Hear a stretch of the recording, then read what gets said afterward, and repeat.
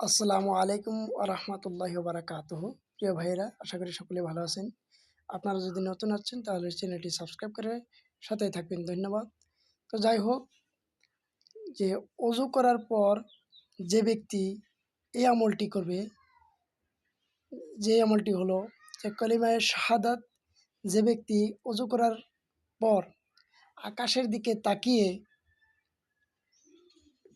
একবার পরে হাতে হাতের মধ্যে হাতের চোলে এক চোল পানি নিয়ে উপর দিকে আকাশের দিকে তাকিয়ে কালিমার শাহাদাত পাঠ করে পান করবে, দাঁড়িয়ে পান পান করবে, তার জন্য